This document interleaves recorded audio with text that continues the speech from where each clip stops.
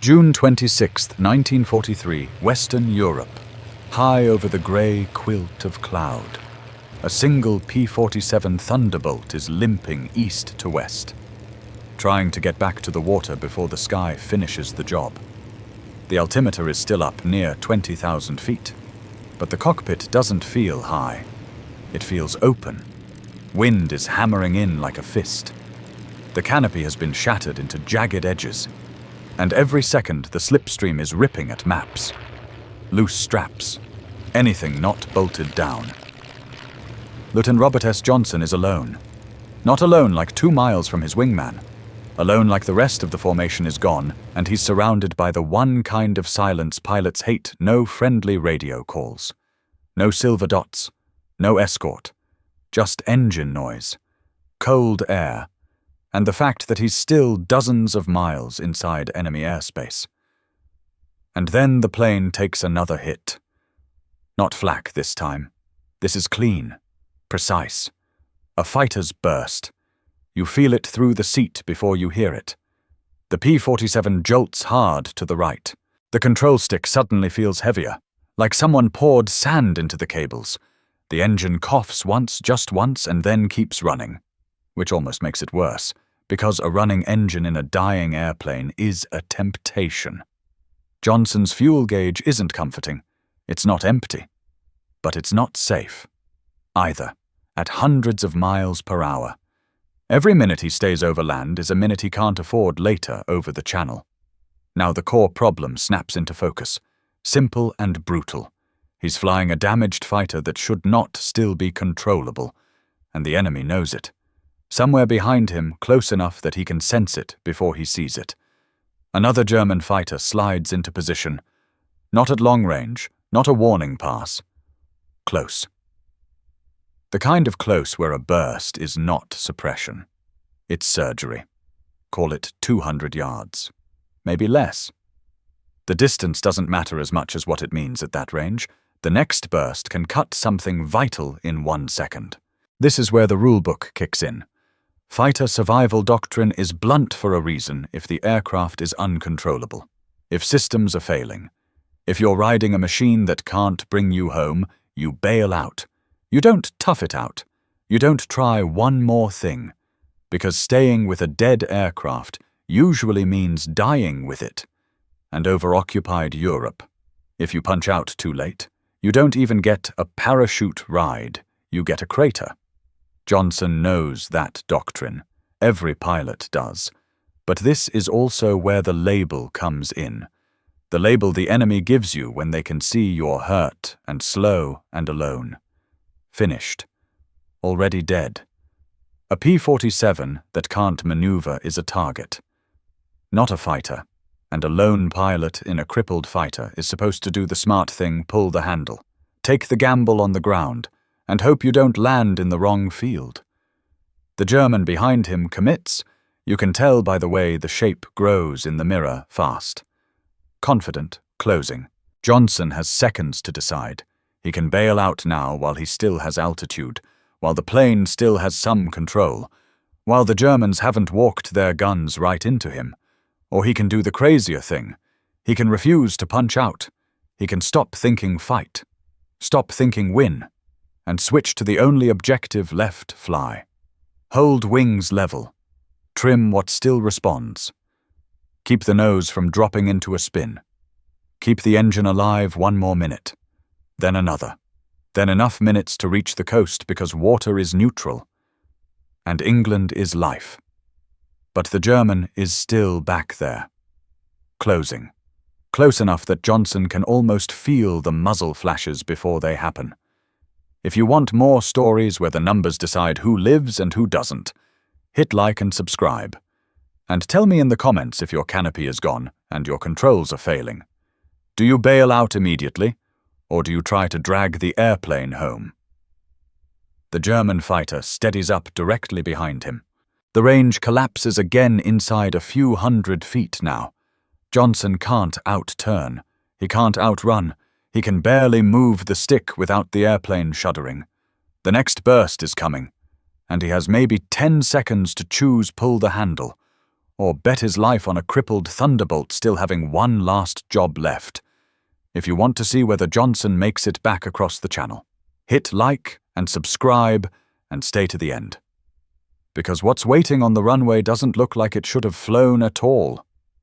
Back to Robert. Every fighter group in 1943 had its own legends, but the rules were the same everywhere, and they were written in blood. Rule 1 was brutally practical if the airplane is no longer controllable. You don't negotiate with it. You get out.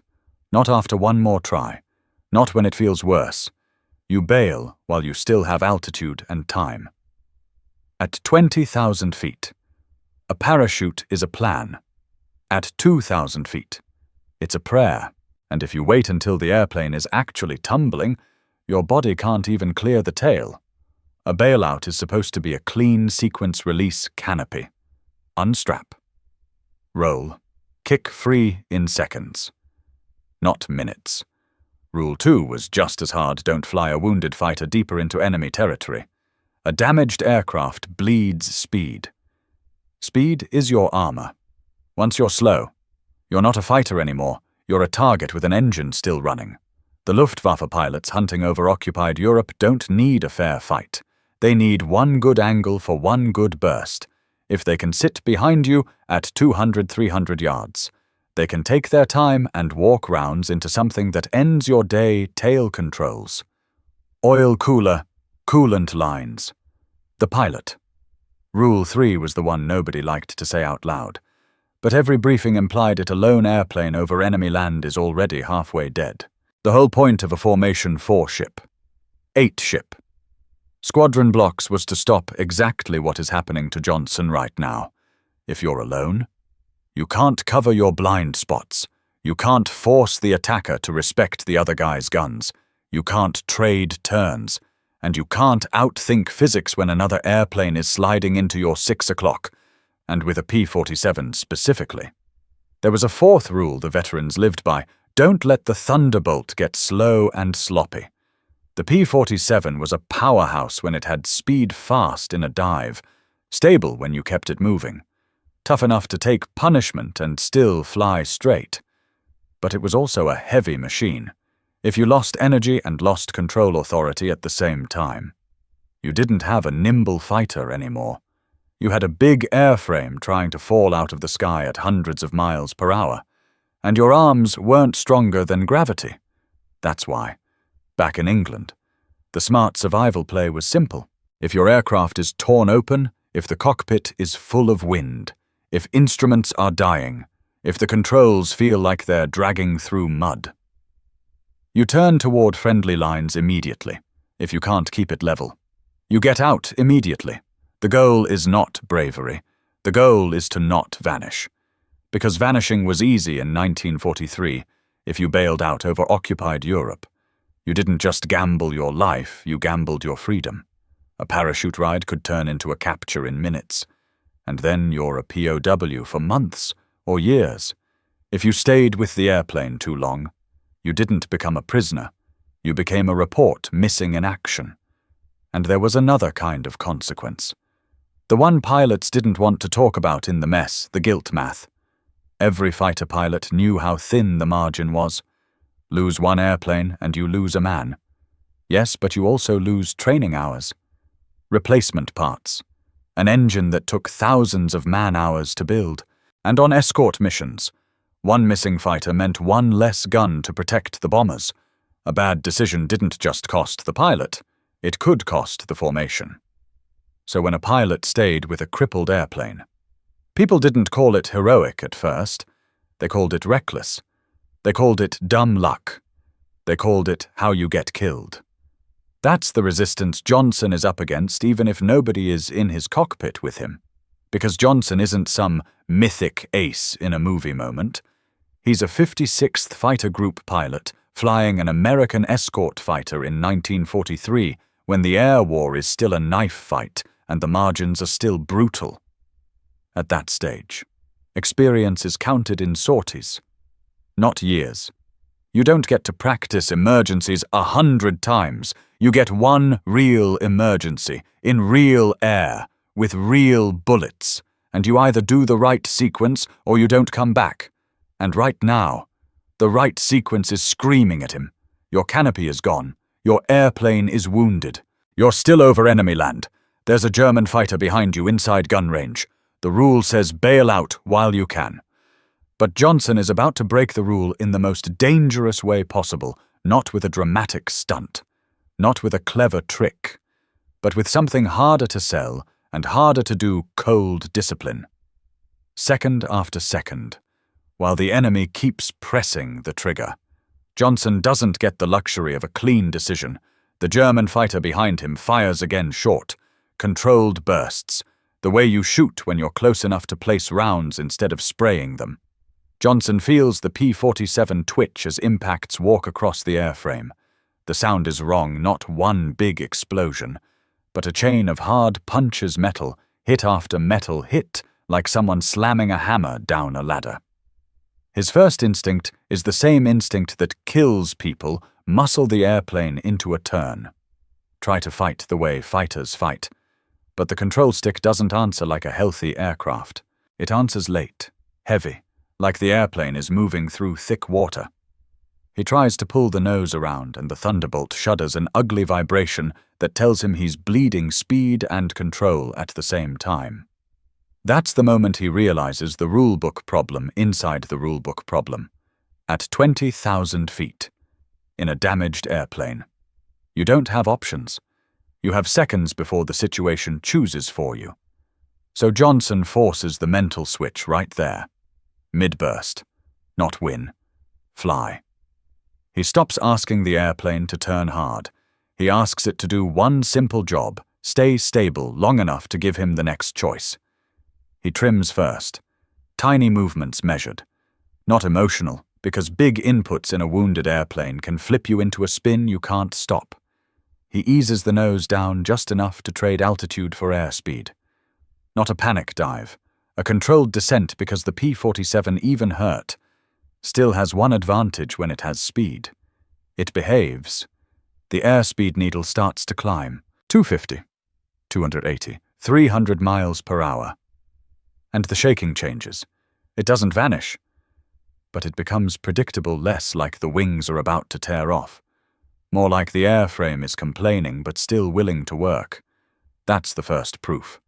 Small, but real, the Thunderbolt is still an airplane, not a falling object. Then the oxygen problem hits him. At this altitude, you can't just tough it out. If the oxygen system is damaged, if the mask line is leaking or the regulator is gone, you don't get heroic. You get stupid. Your brain runs out of useful time fast. Call it a couple of minutes before your vision starts narrowing. Your hands get slow, and the cockpit becomes a fog. Johnson glances at the gauge. It's not reassuring. So his fly plan becomes a measured, ugly equation. Get lower fast enough to breathe without turning the airplane into a lawn dart. He noses down a little more. The altimeter unwinds 18,000, 16,000, 14,000 feet. He's deliberately stepping down toward air that can keep him conscious. Somewhere around 10,000 feet, he'll be in a world where his lungs can do more of the work, even if the oxygen is failing.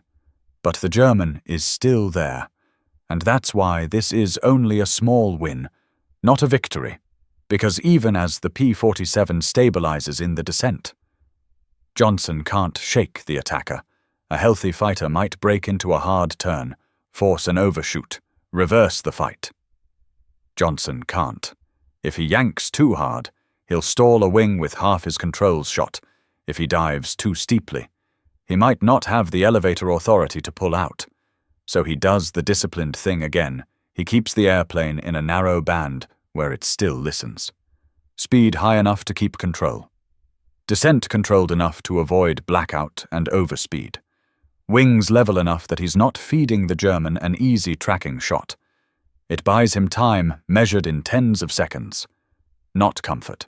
And those seconds matter, because now Johnson has a new goal that wasn't even on the table a minute ago: reach the edge of enemy airspace. Get west, get to the coast, get to water. Because once you're over the channel, the geometry changes. Over water.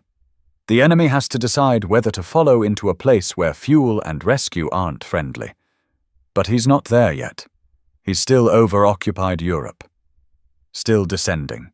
Still being hunted at close range. With a cockpit full of wind and a fighter that can't afford one more surprise failure. The crazy idea, don't fight. Just fly has proven one thing: it can keep him alive for another minute. Now it has to do something much harder. It has to get him home, to understand why Johnson is still in that cockpit. You have to rewind a few minutes back to the moment the sky stopped being mission air and turned into a trap. That afternoon, the 56th Fighter Group is doing what the 8th Air Force is demanding more and more of in mid-1943 escort. Not a clean dogfight on equal terms, an escort job, where your real mission is to keep German fighters off American bombers long enough for the formation to get home. The P-47s are up high, spread out in disciplined blocks, and everyone is scanning the same deadly angles above, behind, and out of the sun. Johnson is flying near the rear of his squadron's element, exactly where you do not want to be when an attack comes from high 6. Then it comes. A group of FW-190s drops in with the kind of speed you don't react to, you survive it if you're lucky. In the first pass, the formation shatters into scattered pairs and single dots. Radios light up with clipped calls, broken sentences, call signs stepping on each other, and Johnson takes the hit that changes the entire fight. It isn't a neat, cinematic strike. It's violent. Mechanical damage cannon and machine gun fire raking through a large airframe at closing speeds that add up to hundreds of miles per hour. The Thunderbolt bucks. The cockpit becomes chaos. Something ruptures because suddenly the air is full of spray. And the spray isn't rain. It's hydraulic fluid atomizing into mist, stinging his face, smearing his vision. The control forces change instantly, like a strong hand just tightened on every linkage in the airplane. A second later, there's heat. Not the engine feels hot.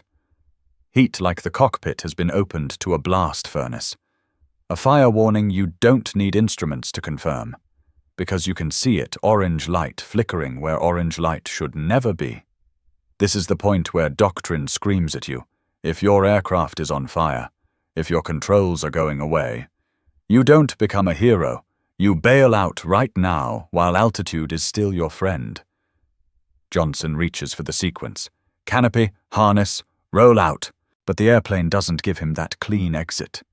The canopy mechanism is damaged. It moves barely, and then stops, jammed like someone welded it in place. Call it a few inches. Not enough for a man to climb through, not enough for a parachute pack to clear. It's the worst possible kind of failure. It teases hope and then denies it. Johnson yanks again. Nothing. He's still fighting the airplane, still trying to keep the wings from dropping when the P-47 falls into a spin. The world outside turns into a rotating blur cloud. Ground. Cloud. Ground. The altimeter needle unwinds fast enough to make your stomach drop even if you can't see it clearly, tens of thousands of feet bleeding away in a matter of minutes. The stick feels disconnected. The wind through the broken canopy screams. Hydraulic fluid keeps burning his eyes.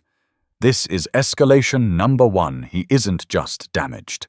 He's in an aircraft that is actively trying to kill him, and the one escape route the rulebook relies on is blocked. So he does the only thing left: pure training. Pure muscle memory. He forces the rudder pedal hard, the way you do when you're trying to kick a spinning aircraft back into a controllable attitude. He holds it, counts the seconds, and resists the instinct to overcorrect. It's ugly. It's not graceful. It's a man wrestling a wounded machine in thin air. And then, against every expectation, the spin begins to slow. The wings level out. The nose stops corkscrewing. The fire, starved by the change in airflow, flickers and goes out. It's not relief. It's a new kind of terror. Because now he's alive. Trapped. and still over enemy land. He tries the canopy again, still jammed. He tries to shift the parachute to see if there's any angle, any way to force his body through that narrow gap. The harness snags, catches on something metal, a torn edge, a bent frame. Bent. The parachute is no longer equipment. It's another piece of clutter in a cockpit that's already fighting him. That's escalation number 2. Even the bailout is no longer a choice. The option the doctrine depends on has been physically taken off the table. So Johnson commits to the only geography that matters now west. The English Channel isn't a concept. It's a lifeline measured in distance and minutes. At 300 miles per hour, a 30-mile run is 6 minutes. At 200, it's 9. Those minutes are everything. He noses the P-47 toward where he believes the coast is, keeping the airspeed high enough that the Thunderbolt still behaves. He's burned. His vision isn't clean, and the wind blast is hammering him non-stop. But he has one job: keep the wings level and keep the engine running. And that's when the Luftwaffe comes back for him. A single F-190 slides in behind him close enough that it's no longer a chase. It's an execution. The German doesn't need fancy maneuvers. He needs a steady sight picture. And Johnson, with damaged controls and a jammed canopy, is the perfect victim. The first burst hits, and Johnson feels it through the armor plate behind him. Hard thumps, like someone slamming a steel mallet into the seat back. The airplane twitches. The engine keeps turning. The P-47 keeps flying, but it's flying like a man with a broken leg. Forward motion. No agility. Johnson tries to jink small. Desperate yaw movements using rudder pedals. Not a true turn, just enough to spoil the attacker's aim by a few degrees. In a healthy fighter, you'd force an overshoot with energy and angles. In this one, you're trying to make the German miss by inches. For a moment, it works. The FW-190 slides a fraction wide. Johnson snaps a glance, sees the opening, and squeezes the trigger more out of reflex than hope. A short burst. A handful of rounds. The distance is wrong. The angle is wrong. And the P-47 is too damaged to set up a real shot. The German swings back into position like nothing happened. Now the fight isn't about dogfighting. It's about endurance, every 10 to 15 seconds. Another burst. Every burst, another violent shudder. Johnson can't look back for long because the wind and fluid and pain keep dragging his focus forward. He's not even sure which instruments are telling the truth anymore. He's managing by feel vibration. Engine note, the pressure in the stick, the way the aircraft responds to trim. And through it all, the coastline still isn't there. He's in a damaged P-47 bleeding airspeed whenever he moves, bleeding altitude whenever he tries to keep speed, bleeding time with every second the German stays behind him. And here's the worst part: he can't even choose to die smart. The canopy is jammed, the chute is snagged, the bailout handle might as well be a decoration. So when the German lines up again, this time even closer, almost absurdly close, Johnson realizes the truth of his situation with the kind of clarity only desperation provides. There is no exit but forward. He has to drag this airplane to water. He has to survive one more burst, then one more, then one more, until either the channel appears under his nose or the sky finally collects what it's owed. The German stays behind him like a shadow that knows exactly where the blind spot is. Johnson keeps the P-47 in a shallow descent, trying to hold a narrow band of airspeed fast enough to keep the controls alive. Not so fast, he loses the ability to pull out if something else fails. The needle sits around 280 to 320 miles per hour, bouncing with every hit, every vibration, every gust punching through the torn canopy. He can't look back for more than a heartbeat. The wind blast is violent, eyes watering, face stinging, breath ripped out of his mouth. Every glance costs him control time, and control time is the only currency he has left. Then another burst slams in.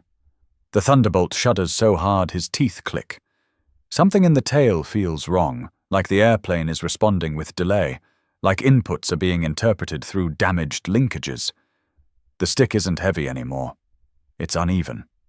Light for a second, then dead weight the next. That's how you know you're losing more than metal, you're losing predictability. The German is closer now. Johnson catches a glimpse in a mirror shard, and his stomach tightens. Not from fear, but from math. If that fighter is inside 200 yards. The attacker isn't guessing anymore. He's placing rounds. He's aiming for the one thing Johnson can't replace: control. Johnson tries a tiny jink rudder left, then back to center, just enough to spoil a steady sight picture. The P-47 answers, but sluggishly. The movement costs speed, and in that exact moment, the German corrects with him, smooth and patient, like he's shooting a test pattern. Johnson realizes something terrifying: the German isn't in a hurry. The Luftwaffe pilot knows Johnson is wounded. He knows Johnson can't maneuver hard. He's going to keep shooting until the Thunderbolt finally rolls over and becomes a falling object. He's going to make it routine. So Johnson does the one thing that can still change the geometry. He pushes the nose down and commits to a dive. Not a gentle descent, an actual dive. The kind you only do when you're betting your life on speed. The altimeter starts unwinding again. 12,000, 10,000, 9,000 feet. The air thickens. The wind gets even louder. The P-47 picks up more speed than it feels like it should. The airframe shaking like it's about to come apart. But the controls miraculously get a little more honest. Air over the surfaces gives him authority he didn't have up high. For a moment, it works. The German's position shifts. The attacker isn't glued perfectly behind him anymore, just a fraction high, just a fraction offline. That tiny mistake is everything. In a fight measured in inches, almost perfect is a miss. Johnson doesn't think, now I can win. He thinks, now I can breathe. At this lower altitude, he can function without the oxygen system doing all the work. His hands are still numb from cold and wind. His face is still slick with fluid and sweat.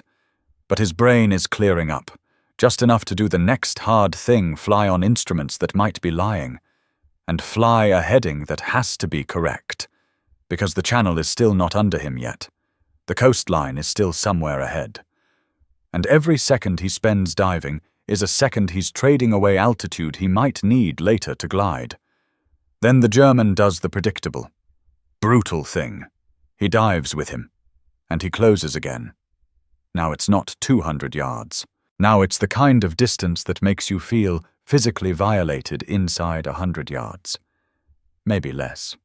Close enough that Johnson can see the nose of the fighter steadying. Close enough that the German isn't firing bursts anymore. He's firing to finish. The next stream of rounds comes in so tight that Johnson can feel the impacts walking forward. The P-47 jerks. The engine note changes for a fraction of a second, just a dip, just a cough, and then catches again. That's the worst sound a pilot can hear. Not the engine dying. The engine almost dying, because it means it's hurt, and it could quit at any moment. Johnson's eyes flick to the horizon. He's low enough now that the ground has detail fields, roads, small lines of hedgerows. That detail is not comfort. It's a countdown. At 8,000 feet, you still have time to solve problems.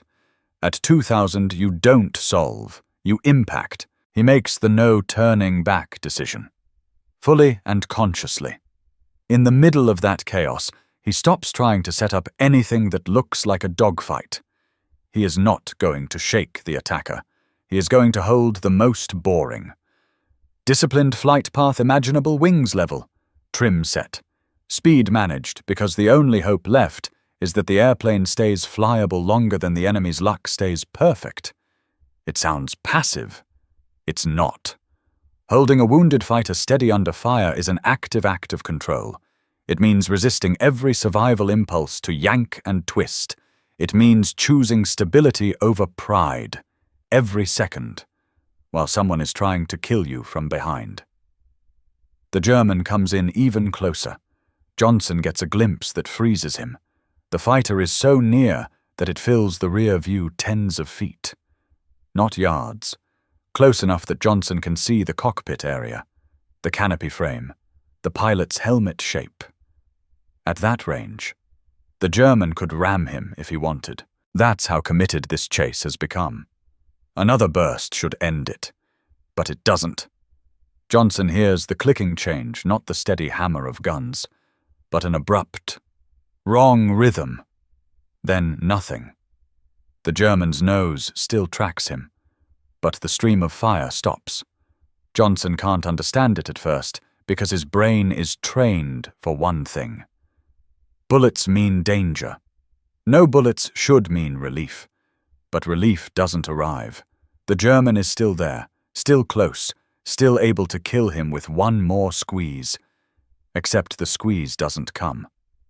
The attacker slides up alongside off Johnson's wing, close enough to be insane, and for a fraction of a second, the war becomes personal in the worst possible way. Two men in two cockpits, separated by a few feet of air, both breathing hard, both seeing too much. Johnson's hands are still on the controls. He's ready for the next burst, ready for the final collision, ready for anything. Instead, the German looks, hesitates just a beat, and then peels away. Not a victory roll, not a show, just a smooth, disciplined break, like a professional closing a file. Johnson doesn't chase. He can't. He barely holds the Thunderbolt steady as the enemy fighter disappears. Now, for the first time in what feels like an hour, but has probably been only minutes, there is quiet behind him. And ahead, finally, there's water. The channel appears like a hard line of survival. Johnson turns toward it as gently as he can, because even a turn is dangerous now. He keeps the speed up. He holds altitude just high enough that if the engine quits over water, he might still have a chance to ditch without instantly cartwheeling. Crossing the channel is not relief. It's another equation distance, engine health, and how much control you still have. But now the equation has a possible solution when the English coast finally comes into view. Johnson doesn't cheer. He doesn't even feel triumph. He feels one thing: concentration, because the last phase is the cruelest one. Landing. A damaged aircraft can fly good enough at 250 miles per hour and still kill you at 90. Every wobble on final approach is amplified. Every control input can become too much. The runway is not safety, yet it's the last test. Johnson lines up, keeps it stable, and commits to the earth as gently as the P-47 will allow. The wheels touch. The Thunderbolt rolls, rattling and clanking, like it's held together by stubbornness alone. Johnson keeps it straight, keeps it moving, keeps it from ground looping. Because at this point, even a simple veer can flip the airplane and finish him 100 yards from home. The P-47 slows to a crawl and finally stops. Johnson's hands are still clenched on the controls when the engine ticks down. The wind still screams through the broken canopy. For a moment he doesn't move, because his body is waiting for the next burst that never comes. Only then does he try to unstrap. Only then does he step out. And only then do the men running toward the airplane begin to see what, from a distance, no one would ever believe could still be flying.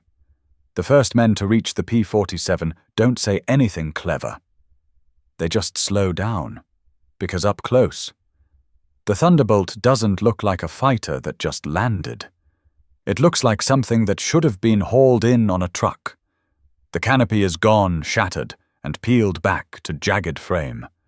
The cockpit is wet with sprayed fluid and streaked grime.